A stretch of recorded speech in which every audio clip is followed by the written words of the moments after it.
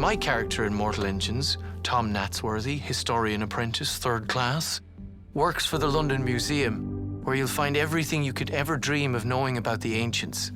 That's you guys. The museum showcases many amazing relics, and it's definitely the most fun set to explore. And yes, of course, I'm a little bit biased. The London Museum needed to be much more than just another location. They had to visualize a past that our story could be anchored in. There was a lot to draw on for inspiration, and the end result was a museum full of history and imagination.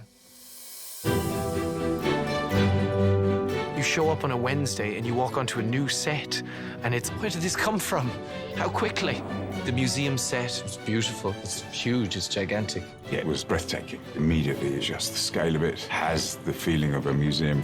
From the world of Mortal Engines, a lot of that history has been lost. No one knows the cause of it, no one knows why. So Dan Henner, our production designer, had to get his mind into the past, the present and the future. How do you create the interior of the Natural History Museum in London inside a much smaller space? So it was about taking the essential design influences from there and then reducing them in a way that you don't lose the overall feel of the place. We are currently at Stone Street A stage in the incredible museum set that Dan Henner and the incredible art team have put together. A really fast amount of time. We've got 67 sets, but we don't have 67 stages. Schedule is really tight. Something like 3 weeks to turn this studio around, bring this in, and dress it, of course. I think it's always fun in stories when you have moments where the characters can offhandedly mention something about the world that's common knowledge to them, but the audience doesn't know. That gives the audience a great hook to then build the world out in their imagination. Very few written records survived during that period.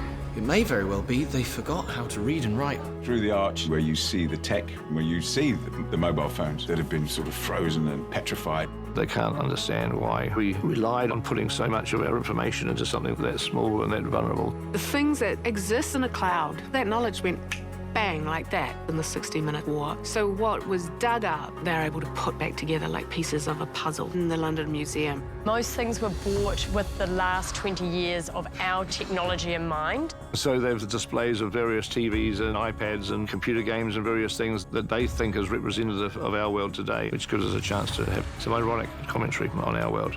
We had a lot of fun producing these items, some from brand new computers and phones, and others from stuff we found in junk shops.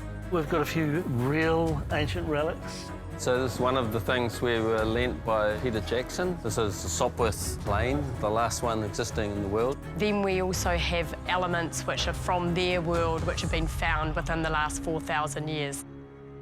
And action!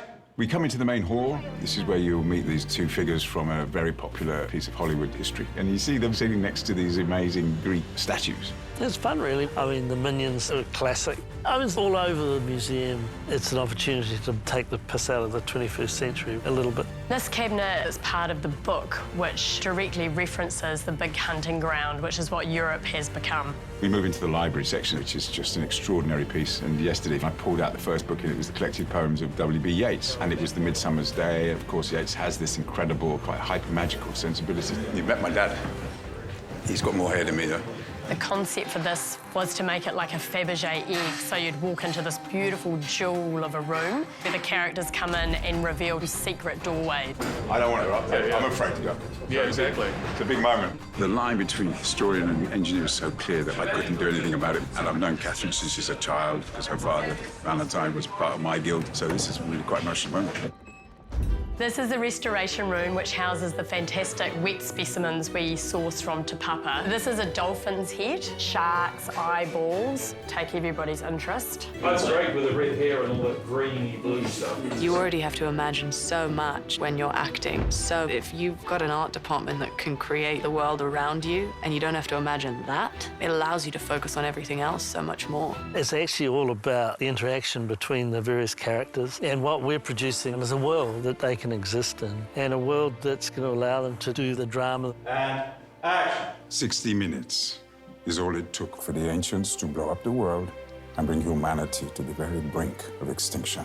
The 60-minute war, there was no record of what happened, and slowly over time, we start to put back together what actually happened. We sort of played around with that a lot, kind of getting history wrong as a sort of a wink and a nudge to the audience. But Tom and his superior historians are sort of the last bastions of trying to hold on to human history, trying to remind people what happened and how we got here.